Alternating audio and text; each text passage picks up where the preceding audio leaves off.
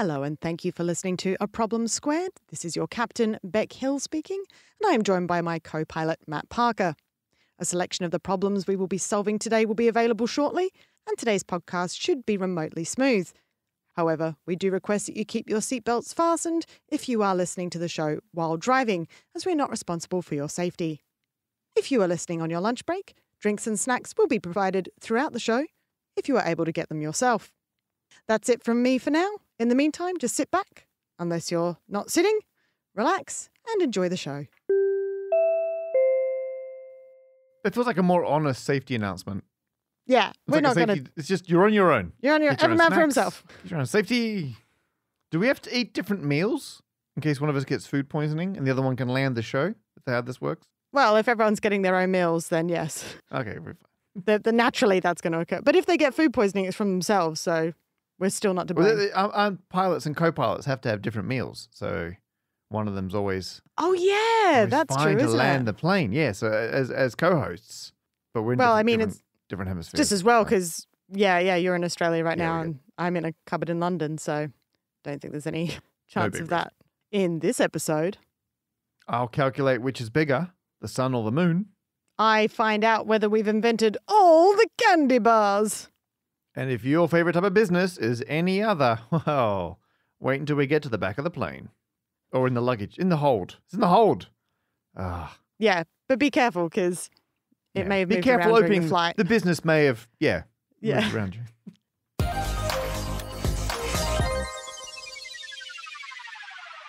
Matt, how are you? I'm good. As discussed, Southern Hemisphere. Very exciting. Nice to be here. It's been relentless. I basically flew over here. Obviously, I'm here to see family. Big fan of the family. Great to see them all. But Yeah. I mean, they're less fans of you, but sure. yeah, they're okay with this I show up once or twice a year relationship. That seems to work nicely for everyone. And so I'm kidding. They're adorable. I love my family immensely. Anyway, so we happened to line up this trip, as mentioned in a previous episode, because there was a solar eclipse at the time of recording a few days ago. So we flew out here. Lucy and I had a frantic couple of days preparing for the trip. We had some friends flying in from overseas. There was like 5 of us all going up on this trip. And actually, 3 of us drove up. That's a long way. We did, oh my goodness, 1.7 megameters on the way up. Some other friends then flew into Carnarvon. They're American. They got to the airport and we're going to Carnarvon? That's like how I pronounce Monaco. Monaco? Was that supposed Yeah, where all the rich people they go gambling. That's great, Monaco. It's like the Malaga, because there's a Malaga suburb here. It's great. Then again, Lucy will not let me forget, because we live in a small town called Godalming. But I was like, Godalming. My parents call it Godalming. It's the most Australian pronunciation. Oh, good. But anyway, yeah. So it's been a bit frantic, but we made it to the eclipse. We saw the moon eat the sun, and it was all very emotional. It's been very exciting. Like a Pac-Man. Like a Pac-Man. It did look like a Pac-Man. So the whole trip was 2.85 megameters. So just so over close to 3. 2 million. We could have done laps of Earth just to get to 3 mega. No. So it was 2,850,000 meters. We did stop every megameter, so every million meters, 1,000 kilometers. I told everyone to get out of the car. It was not optional. And we took a selfie with the car at 1 megameter and at 2 megameters, which was an immense amount of fun for me. And then you'll like this. We then ate snacks that were shaped like zeros whenever we passed. I did like that. A lead digit with all the zeros. So we had Cheezels at 1 megameter. Yes. And we had burger rings at 2 megameters. Nice. I was very pleased with this as a system. And then the eclipse was incredible. It's a long way to go. Millions and millions of meters for 62 seconds of darkness. But it's pretty amazing when it happens because, the sun gets covered. You can see its atmosphere, which you normally can't see. It's just phenomenal. So we had a great time. And Lucy had her experiment. She took the special telescope made by scientists, colleagues of hers at the University of Aberystwyth in Wales. and it was a lot of kit to set up because it's like. Can I say that it's really funny that there's people in Wales studying the sun? Yeah, it's a good point. I mean, the ridiculous thing is, Lucy, like, there's more solar physics in the UK than where we are in Western Australia, despite substantially more sun access. Yeah. That said, like, I think Cardiff is actually, from memory, I think Cardiff is the city that gets the most amount of rainfall in the UK. Oh, really? Not counting Belfast. Oof. But on the mainland. Yeah, ABBA's like, I want to say 2/3 of the way up the west coast of Wales, give or take. Oh, yeah. Way sunnier there. Oh, yeah. So anyway, but we managed to get the telescope set up, and it's a non-trivial task because it's partly a telescope, partly scientific kit. It's got to plug into a laptop. You got to do a bunch of alignment. You gotta point at you point at the sun, and I need to make this very clear. Do not look at the sun. Do not point a telescope at the sun, particularly that second one. Oh, it's like, right, because it's like a magnifying glass, but stronger. But way worse. Exactly. Yeah. So it has a special, it's not foil or mylar, but it looks like foil cap, which lets through very few photons.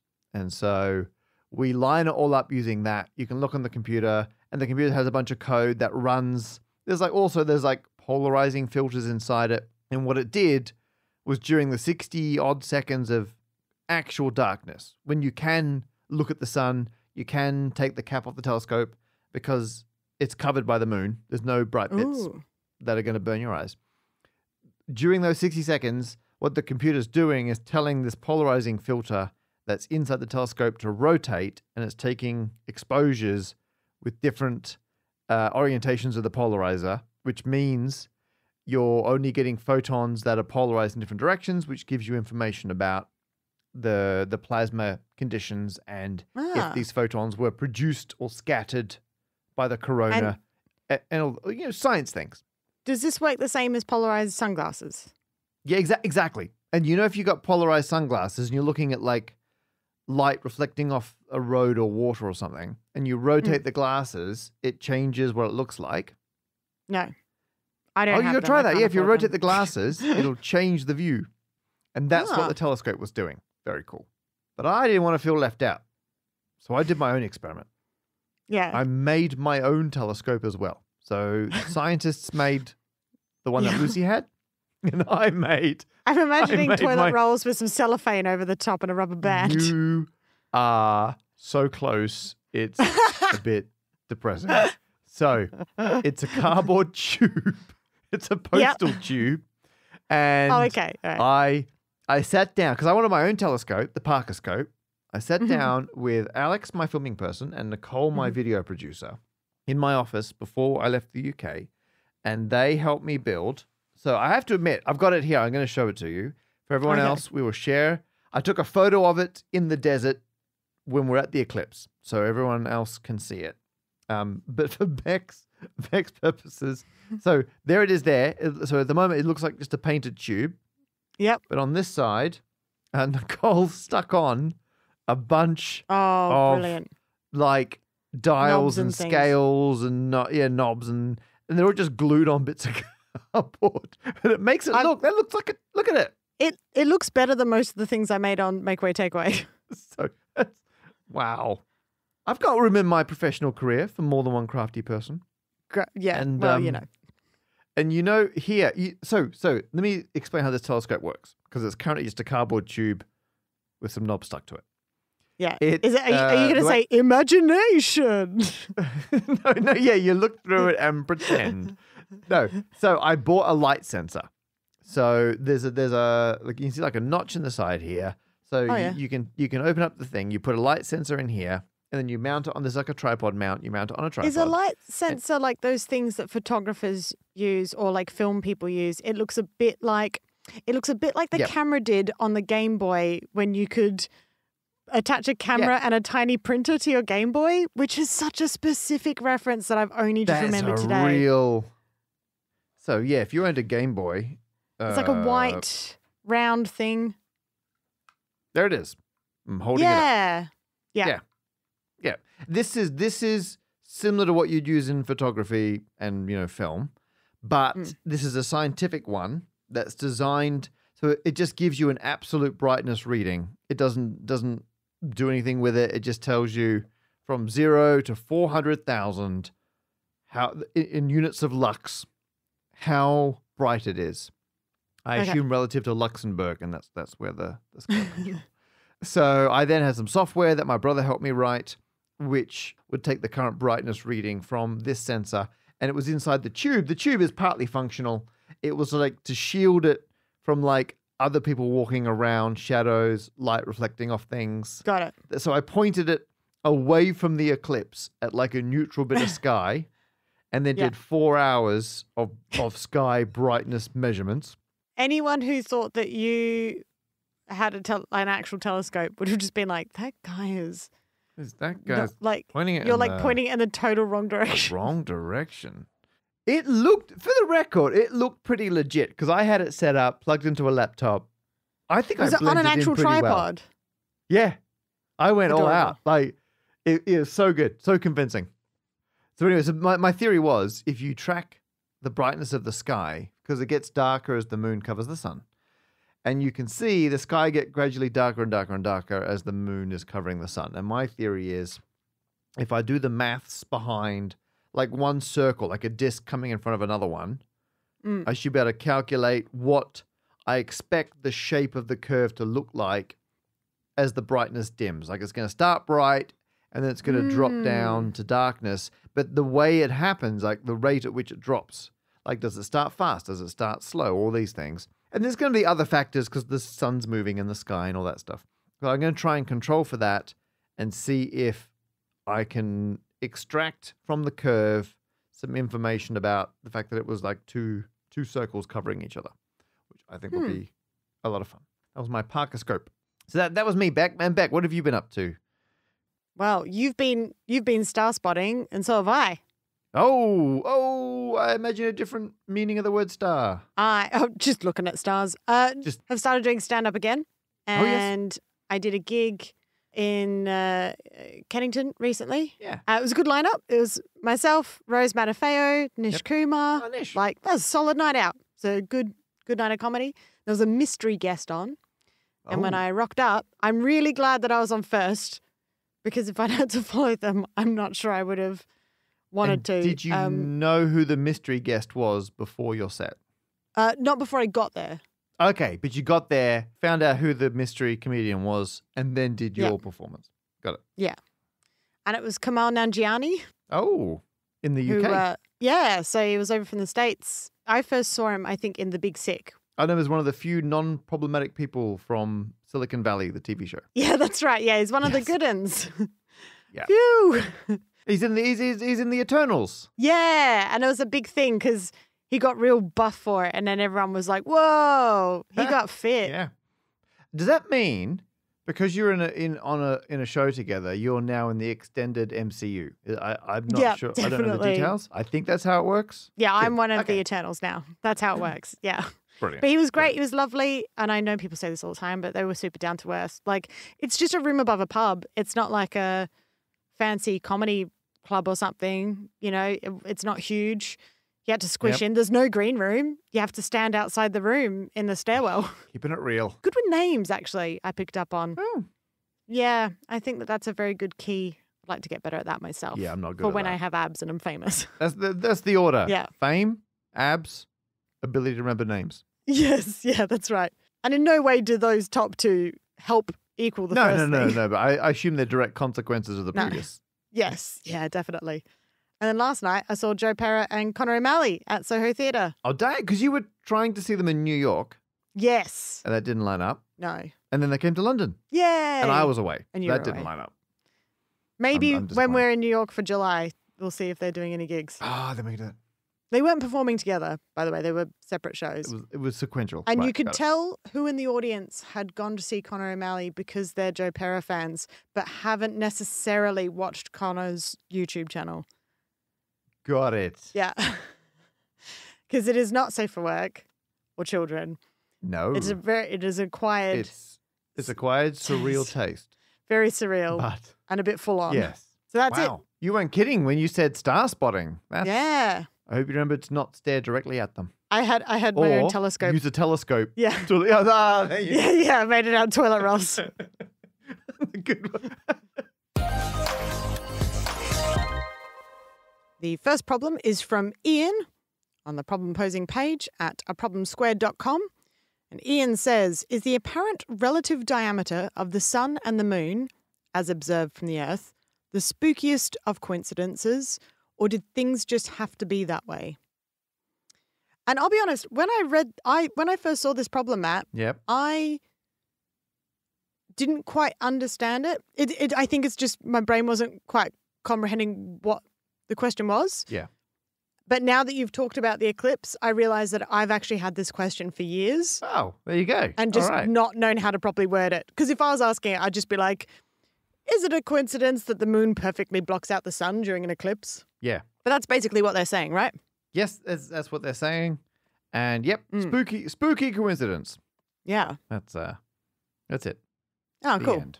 All right. Well, I mean, Glad you took that as your big problem. I did. So I ran the numbers just to check, by the way.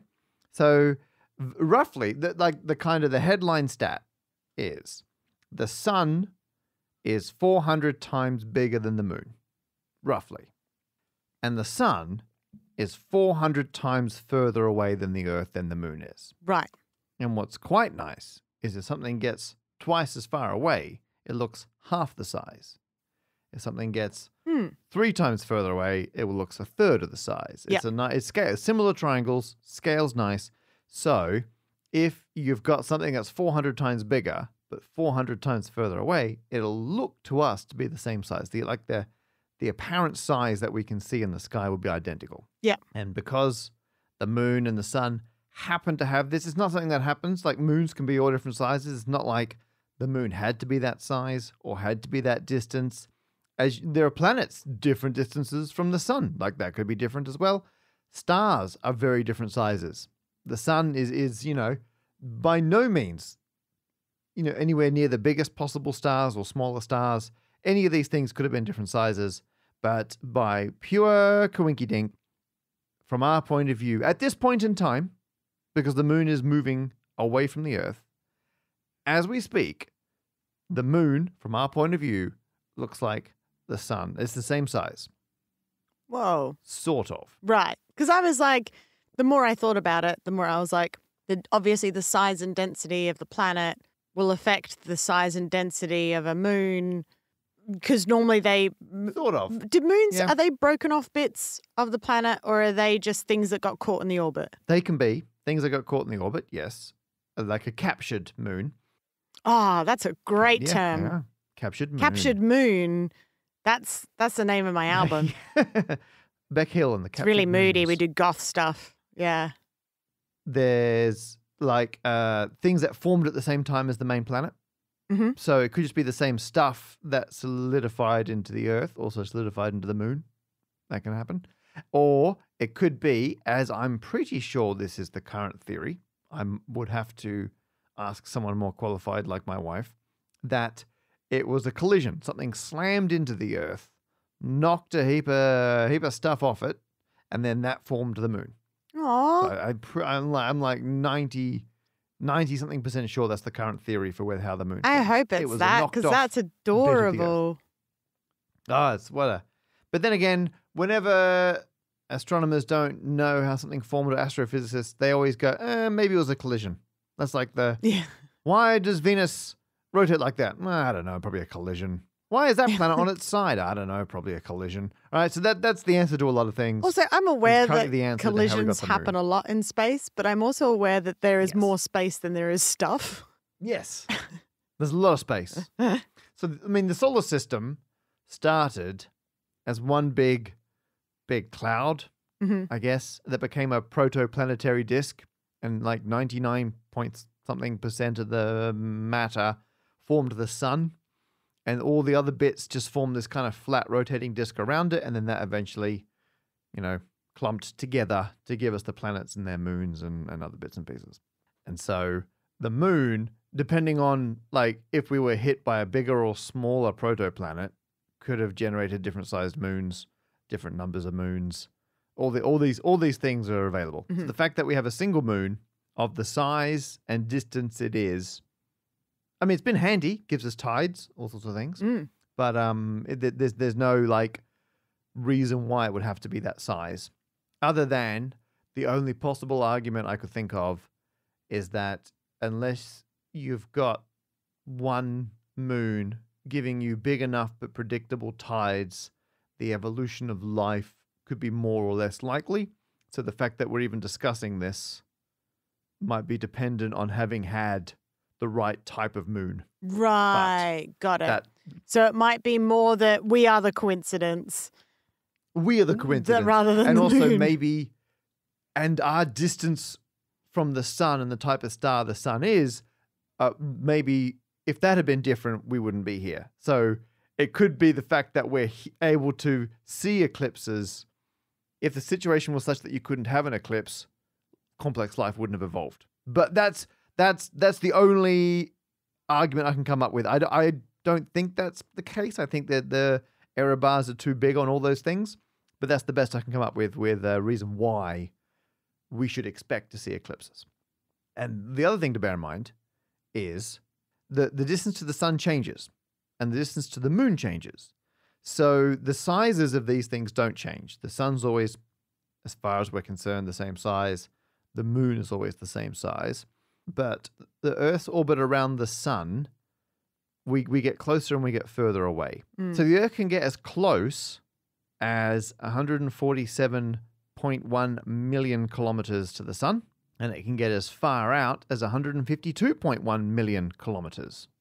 So that's varying by like 5 million kilometers, Or just because our orbit isn't a perfect circle. 5 mega kilometers. Yes. Well done. Thank you. 5. You also got to go on with gigameters. That does sound more fun. That sounds like Wanna go something nuts. you would use to measure the amounts of laughs in a comedy set. Yeah, let me just get out the gigameter. Yeah. Oh, it's off the charts. One day I'd love to have, like those applauseometers. Yeah. Where you get you've literally got a chart to show how much applause. Yeah. And just label one of the sections as off the chart, but it's on the chart. Pleases me immensely. Anyway, When we do the eventual tour of the show.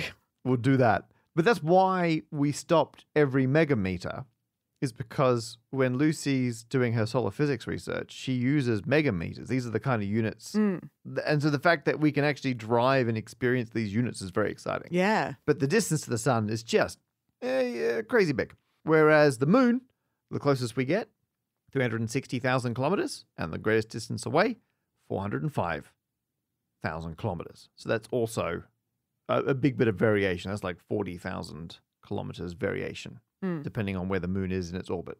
And so all these things mean,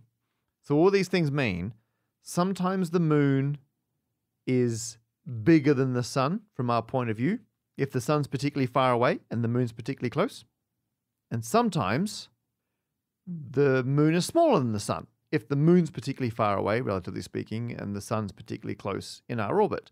So I saw an eclipse because the moon went in front of the sun, but it also had to be at a time where its apparent size is bigger than the sun. And that doesn't always happen. And so you get what are called annular eclipses. And an annular eclipse is where you're so lucky that the sun and the moon have lined up from your point of view on the Earth, but the moon is not big enough in terms of the apparent sizes, so it doesn't cover the sun. And so the sun's still poking out all the way around the edge. But you still... I'm going to look up a photo of this. Yeah. I'm imagining some sort of means donut. It's a donut. It's a giant space fire donut. What's it called? The fiery ring. No.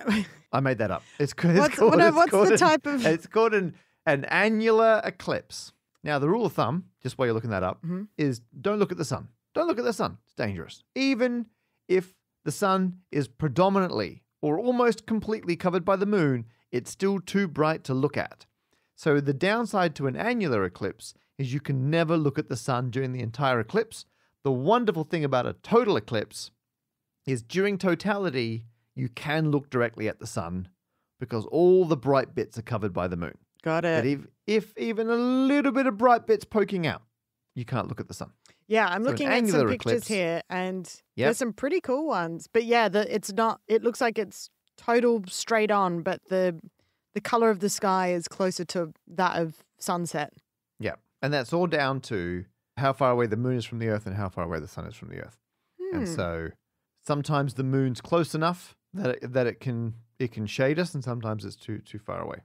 So I did run some numbers. I feel like that's just what I do. And so the difference in diameter between the size of the moon, the size of the sun is 400.8 times bigger. So 401, give or take, 408.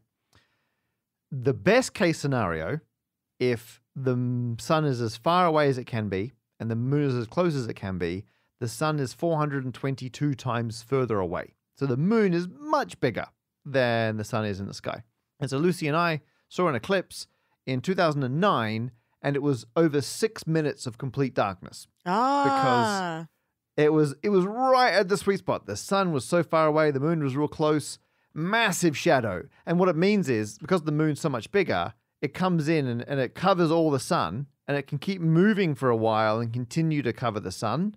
And then 6 and a bit minutes later, then the other side, the sun starts to poke out the far side. Yeah, like putting a manhole cover that is bigger than the manhole. Exactly that. That's the analogy everyone was thinking of. Yeah. And the worst case scenario, if the sun's real close, moon's far away, the sun is only 363.2 times further away. And so in that case, the moon is way too small. Yeah. You're going to have a massive ring. You can't look at it, useless. Now, there's one very, very rare exception to these two things. And that's what's called a hybrid eclipse. And because when you have an eclipse, the moon, like the Earth is rotating, the moon's moving, all these things. And what it means is, from the moon's point of view, the moon's always casting a shadow into space somewhere because it's always in the sunlight, unless it's hidden behind the Earth or something else. But when it's casting this shadow, as it moves, its shadow basically sweeps across the Earth. So as the sun moves between the Earth and the sun, the shadow, you can imagine a big spot, like an anti-spotlight, a big dark shadow sweeps across the Earth. But the Earth is a sphere. The shadow starts further away on the side of the Earth, and then as it goes across, it gets closer and closer to the moon because the Earth's getting closer because it's like a ball. And then it gets further away again. And if the Earth is just at the right distance away, it can start as an annular eclipse because that part of the Earth is too far away. But then as it goes across the Earth and the Earth's curving forward, by the time it gets to the front of the Earth, it's now close enough that you do get a real eclipse. And so you can get an eclipse that changes from annular to total partway through the eclipse because the sweet spot where the moon is exactly the right size is somewhere between the middle of the Earth and the front of the Earth from the point of view of So it starts off as like a crescent and then disappears as opposed to... Yeah, it starts off as the ring, and then if you were to somehow race around with the shadow, because as you're racing around the Earth, you're getting closer to the moon, then further away again. As you're getting closer to the moon, it would just look bigger and bigger and bigger, and then it would cover the sun. And then as you get further away again, it would then get smaller again and not cover the sun anymore. Has anyone in the International Space Station ever seen an eclipse from both within the angle or from outside the angle? There's an amazing image of I'm pretty sure it's from the ISS looking down at the Earth at the shadow of the moon during an eclipse. Incredible. The last thing to say is these hybrid eclipses, where it goes from one type to another, even more rare. You'll get a total eclipse every, 18 months or so. You get a hybrid eclipse maybe once a decade. Ooh. And the eclipse that I saw this week just gone was a hybrid eclipse. So it started annular. By the time it got to Australia, it was a total eclipse. And then it carried on its merry way and became an annular one again. So the next time we'll get one of these, so we just had one this year, is currently 2023. The next one is in 2031 on November the 14th. And if you miss that one, the following one is 2049. Oh. So twice in a decade, actually. And then there's another one in 2050. It's roughly once a decade, give or take. That's the answer to that question. Yeah. It is spooky, but it's not perfect. It's amazing we get eclipses at all. That's quite rare. But it's not like it's this magic alignment and it always works. It's in the right ballpark. It works some of the time. And eclipses are amazing. You should all go see one. Yeah, no, I understand, Matt. What you're saying is that this is proof that God exists. It turns out the sun god Ra and there must be a lot of lunar-based gods. That was the right religion the whole time. Who knew? Well, I'm going to give that a ding. The great thing, well, it's an eclipse, so it should be a shading. Oh, there we go. Ooh, it's adequate. There he is. Basically, I am the version of an annular eclipse, and you're the total one. Hey, together I'll we're work a hybrid, some of the time. hybrid podcast. You'll work most of the time. I'm half as funny, but I'm twice as close.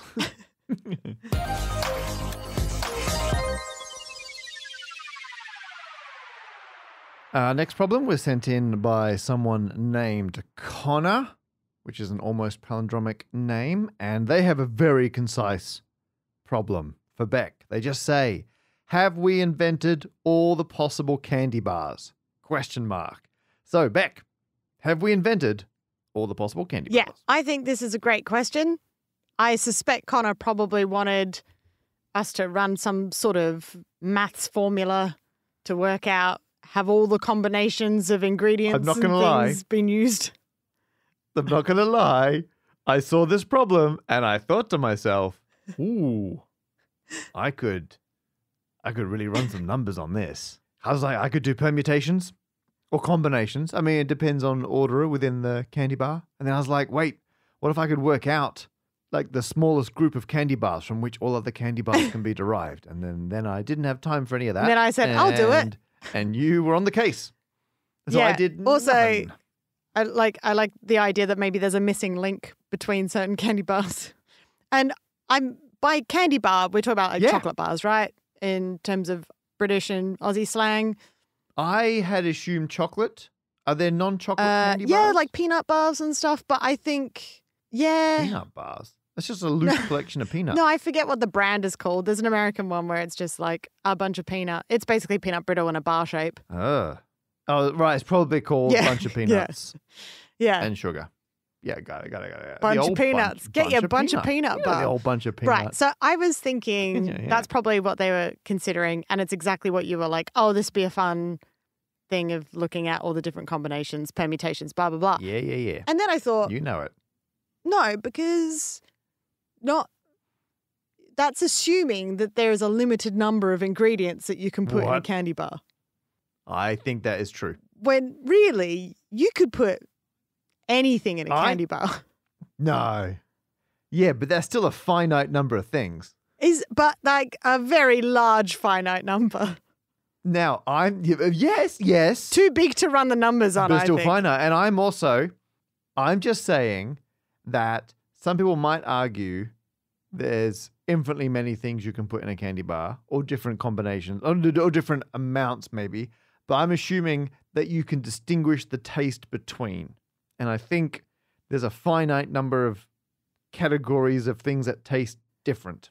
And so that's my uneducated theory.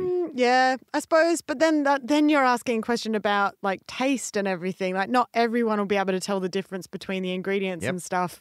Some people might find that a flake tastes exactly the same as a twirl. I've decided to go a much more creative way around this. And also a very pop science way about this, because I was like, look, I'm assuming that not all the candy bars have been invented because I'm yet to see candy bars with certain ingredients in them. Okay. But I decided the best thing to do would be to try and make my own candy bar. Oh. Yeah. Oh, okay. And then, see if anyone could disprove and say that someone else had already made that one. So you're going to do an existence proof. You're like, we have not got all the candy bars because I just made a new one. First of all, I've decided it needs to be called a problem squares. A problem squares? Yeah. So you know how you get like rice squares or crispy? Like Rice Krispie squares. So there's a problem square. So obviously square shape bar. Yep, love it. And then I was like, what ingredients? Because you don't really have a sweet tooth, Matt. So I thought the easiest thing I'll do is I'll just use the word problem as an acronym and then use that to help decide what should go in it. So, peanuts, Uh, rhubarb. In fact, I'll go backwards from M. So M in problem, marshmallow. Right, okay. Nice to have a bit of marshmallow. Oh, love it. Yep, great. Yep. E is controversial because I realised there's no C in problem. Just I couldn't, E's.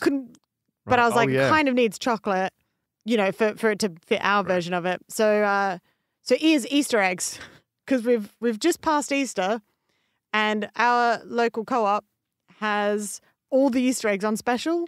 Repurposed Yeah, Easter think egg about chocolate. Famously, the highest quality of all the about chocolate. all of the food that chocolate gets reserved chucked out because it for goes Easter off eggs. or whatever. And Easter eggs, they don't go off; they just go out of style. And so it's perfectly good chocolate. A lot of food come about because it's a good way to use up leftovers. So I can see a tradition where it's like, oh, Easter was last week.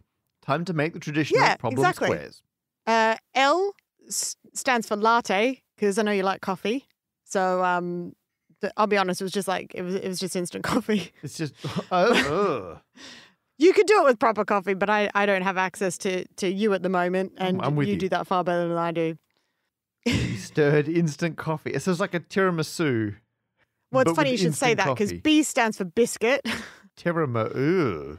Yeah. What was that? Biscuit. It is a Getting there. tiramisu with marshmallow. Great. Yep.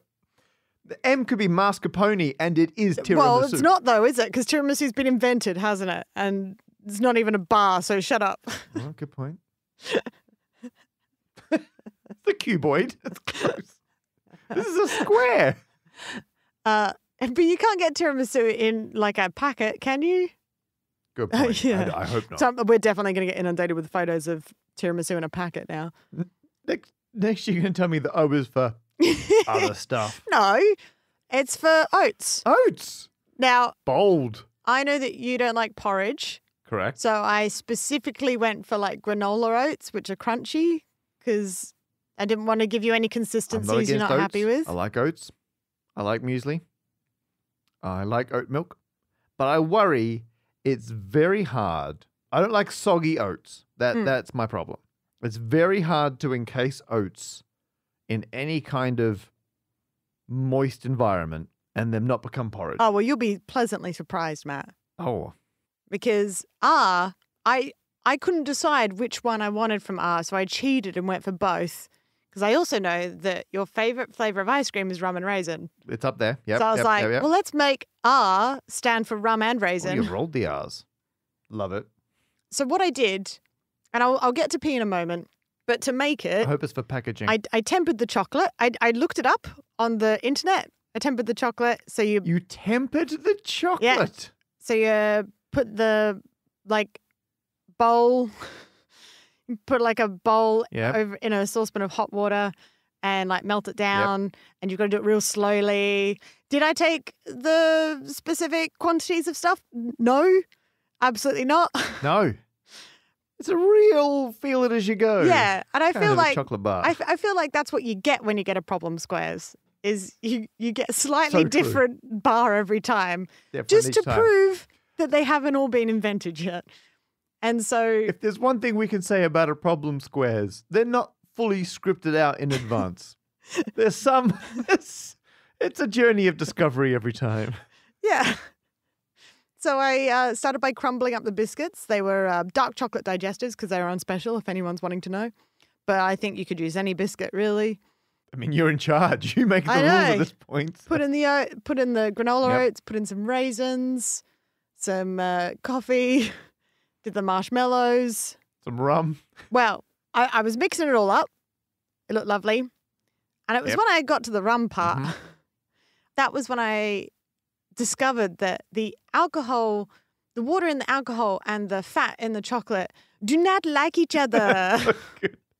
It's just, it goes from looking like an actual, like you're cooking a thing. Everything's being blended and folded together. And it very, very chunks. quickly became cement. Like really quickly became cement. That's amazing. Because, I mean, alcohol is a solvent. What happened? It's the water. Just... It's the water and the alcohol. So that and the fat and the chocolate. Like, and it just solidified the chocolate. Yeah, but not in a nice way. Right. Yeah. Sort of, look, not in a non-edible way. Absolutely not in a Oh. non-edible way. It just doesn't have the same texture that it had before. It's more of a crumbly Okay. sort of thing. And so I was like, well, I can't cut this That's up into squares now because it's super crumbly. And that's where the pea came in handy. Oh. Because I thought we've got to go one more step because I'm sure that there are chocolates out there that have varieties of this sort of thing. This, I don't want anyone to start arguments. And I've got to do something to really make these candy bars stand out, to really, really make them special. So that's when I decided to introduce pastry because Pastry? look, I felt that given our show, the candy bar required a pie element. I mean, yes. So Pastry squares. Now what I had to do was cook the pastry mostly first and then put in a crumbly square and then cook it again to seal it just a little bit without it all melting everywhere. Right. Okay. Yep. And that was it. That was the problem square. The great thing about encasing it in pastry is that I think it means it classifies it as a pastry instead of a candy bar. And that means we don't have to pay tax. Oh, okay. It's also a VAT dodge. Yeah. So there's no sales tax on pastries. From what I could find. Now, I do realize that might mean that technically people could argue that this is not a candy bar. But Is the E for evasion. That's what that's you do. it, yeah. Even without the pastry, though, I think this is pretty original. I was considering saving this for when you're back in the country, but I figured that you probably It's a while from wouldn't now. want it. So I want to try one. Well, I tell you I what, assume you're gonna. Matt, there is You're still gonna a whip up a fresh tray. batch There's for- still a tray full of the stuff in my fridge. Wow. It's only getting colder. There you go. So yeah. I can't wait. Well, I'm glad you splashed out on Co-op brand Easter eggs. Nothing but the finest Easter egg chocolate. So yeah. There you go. I'll save some to share with you guys for our next live record. We'll bring them down. So we're not the next I record. did have one here I'm to still in eat. Australia, the one after that. I've got the Oh, inside you of got one one. there. Look at that. That's a square. It's totally a square. That's a candy bar. Well, Beck, I can't wait until episode 061 when I get to try one of these. But I will say, as an existence proof, you've proven that there are previously uninvented candy bars out there. And I would say the ease with which you did that, not saying it was straightforward and easy, but I'm just saying it was easier than if this was the last candy bar to be discovered. Yeah. I think you've proven there's a population of as yet uninvented candy bars that exist in the hypothetical candy bar space, and you have managed to pluck one and drag it kicking and screaming into reality to prove the existence of many, many more. So I'm going to give you a ding. Can-ding bar. Your incredible can-ding bar. Well done. Thank you. Ding. And obviously, if anyone sees the photos and thinks that they can make a problem square better than I did, then I accept your Please do. challenge. Send us photos. Send them in, and for episode 061, we'll have a look at other ones, and we'll eat some of these.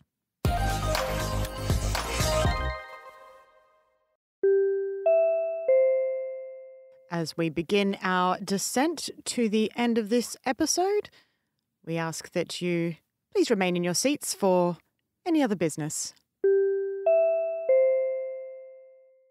First up, we have closed orders for the 1 million download commemorative plate and simultaneously the 1 million downloads commemorative bowls. And do you want to guess? I mean, maybe this is a terrible game to play, Beck. Do you want to guess? You can either guess the absolute number of plates and bowls that people have purchased, with our smiley faces on them, we will sign them. Or do you want to guess the ratio of plates to bowls? Ooh. Okay, what do you reckon? Ratio. Of the 100% of orders, what percentage do you think are plates? 99.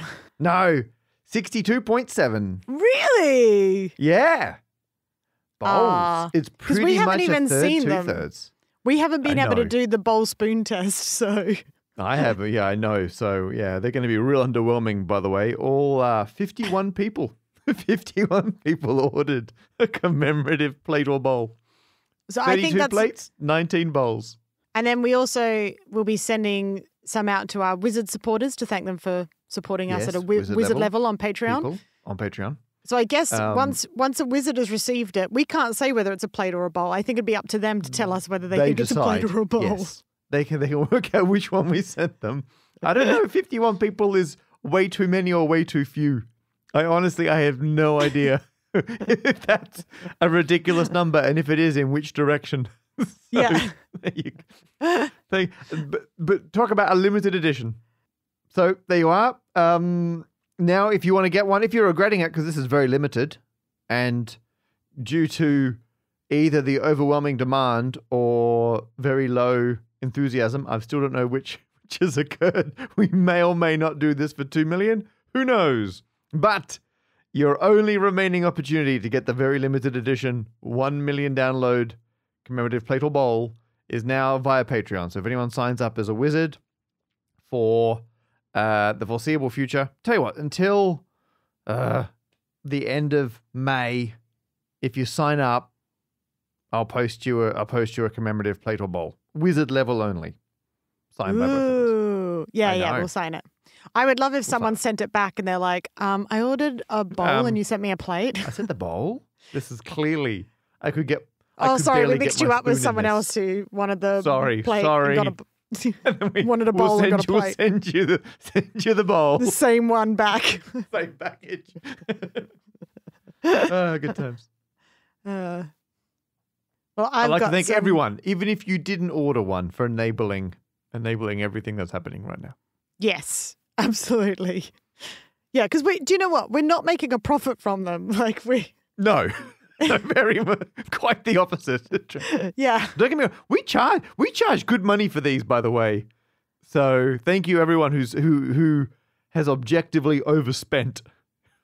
I also have some Any Other Bathness. Ooh. Yeah. Closing the bath problem. Yeah. So a bunch of you did the bubble bath experiment for me so we could see what would keep hot water hot for longer, and sent me the results. And going through everybody's research and calculations, it is a definite that bubbles will keep the water hotter for longer. Oh, 100%. excellent. One thing that I thought was very interesting was on an incredibly detailed paper, which we are going to provide a link for, that was sent by David Gustavsson. Hope I'm pronouncing that correctly. Was they also included the oil as one of the options to see if that would help. I just want to say for everyone listening, Beck is not using the word paper sarcastically. This is 5 pages of fantastic method and data and results and plots. And oh my goodness, David has gone above and beyond. Yeah, it's genuine. I genuinely feel bad that this is just being used on our show. Like, I feel like it should be a universally cited paper now. Well, it could be the bath.pdf results. Oh, I love it. They used cups instead of full baths, so they weren't wasting too much water. And they said the cups with oil in them were the best insulated, followed closely by the bubbles. I mean, if now all we have to do is see if you put a spoon in there, will it keep the bubbles lasting for just as long? Don't. I still haven't recovered from that. I've got to say that everyone who did send in their results went to an incredible effort. So it goes without saying thank you. But we did also get one from Tin, who sent us a link to GitHub where they've done a bunch of coding. So good. It's really fantastic, that one as well. So we'll pop some pictures up on socials, do some links if people want to go see the research. I highly recommend it. It's fascinating. I mean, Tin's one is it's got my favorite plot of the whole thing, where there's 2, like, again, they did scale model baths. There's 2 of them with bubbles and 2 without bubbles. and all 4 lines start together, and you can clearly see the ones without bubbles are dropping faster than ones with a little bubble hat. It's so good. Well done, Tin, and indeed everyone. Amazing. Thank you to everyone who sent in all of their proper full research. I will be in touch to get your addresses and see if you would like a commemorative plate or bowl as a thank you. Oh, my goodness. We're going to be giving them away for months, aren't we? Anyway, the We're final gonna bit. lose so much money. Oh, thank goodness we're not in this for the profitability game. So, final bit of any other business, and what I think is a problem squared first in episode 059. We have any other business feedback on the episode we are still currently in, which is efficient even for us because we took a very brief edit break between our 2 problems. And I happened to mention to Lucy we were talking about the formation of the moon. Oh, And she was able to confirm that, yes, the current theory is that another protoplanet slammed into the then proto-Earth. The protoplanet that hit us on the scale of Mars, like a proper, could have been a planet in its own right. So big, in fact, they named it Theia, Theia, is the name of the planet we could have had. Slammed into Earth, a bunch got knocked off, and then that formed the moon. So I can confirm that is the current theory. Lucy then looked at me with a dead serious expression and said, that's why people say the moon's made of cheese, because after that collision, it formed from the debris. And then she left the room. So that's like an actual astrophysicist mic drop. Yeah, it was. She didn't have anything to drop, but she did leave the room. So that's fantastic. Pretty impressive. There you are. Do you know what? Lucy just becomes my favorite person My aim of this podcast is that by the time we eventually have to stop doing it, I am now married to Lucy. Yes. I mean, I'm biased. I mean, I think she's the greatest person ever. So there you are. Yes. We'd like to extend a special welcome to everyone listening to A Problem Squared today who is a Patreon supporter. You'll be able to receive some in-flight entertainment, which will be known as I'm a Wizard. Oh, yes. I say in-flight entertainment, like they're going to listen to it while listening to this podcast. While listening to this one. It's a whole separate podcast. Either before this podcast or after it, you'll be able to listen to I'm a Wizard, which is the bonus podcast for any of our Patreon supporters. But we're looking for other wizards. If there's any other wizards out there that would like to suggest. Offer us a wizard's choice. Offer us things that we would like to take and also what the dire consequence might be if we take that. Then please get in touch on Patreon. There'll be a Patreon post. Yeah, for I'm a Wizard post. And in the chat. Yeah. Because then our producer Lauren will choose some and then give them to us next awesome. Wizarding. Speaking of which, we like to choose 3 of our Patreon supporters at random to thank in each episode. And might I add that to be a Patreon supporter, you can give as little as $1 a month. That's US dollars because it's a US site. But you're pulling a face, Matt. No, I wasn't. I was just looking ahead at the pronunciation of the Patreon supporters we have this time. Oh, right. And don't give $1. Give more. I mean, hit one of the tiers. I won't do that bit then. Yeah. I think, I just said it's worth mentioning, so you can cut out before that part, Lauren. And this episode, those people are... Jacob Heiss. Seppo Sirianen. Matthew Thompset. We do such a nice job of thanking them by getting their names wrong every time. Names wrong. Sorry. As we disembark this podcast, I'd like to thank my co-pilot, Matt Parker. I've been your captain, Beck Hill. And I'd also like to thank our head of cabin crew and all the crew. And during the recording of this, also our passenger, Lauren Armstrong Carter. Have a pleasant day.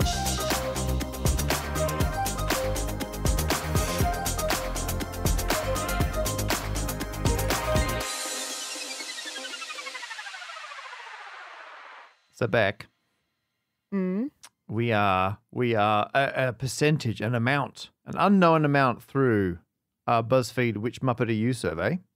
Oh, yeah. And this post-credit sequence question is, pick a movie. Ooh. And here are your options. The Last Waltz. The Last Waltz. I don't know that movie. No. Chicken Run, Die Hard, Revenge of the Nerds. I don't think that's aged well. Jumanji, I guess the original. Your choice. The Brave Little Toaster, Paul Blart Mall Cop, Harry and the Hendersons, Pitch Perfect. Oh, I think I have to go Die Hard. Yeah, none of them are jumping out at me. I think it's Die Hard or Chicken Run. Yeah. Die Hard. I do like, Yeah. no, Die Hard, yeah. Yeah. Die Hard. Die Hard. Oh, I did like Jumanji, but I haven't watched it in a long time. Yeah. I don't think I've watched it since I saw it in the cinema in the 90s. Yeah. So, yeah, Die Hard. That was Yippee-ki-yay, mother Muppet.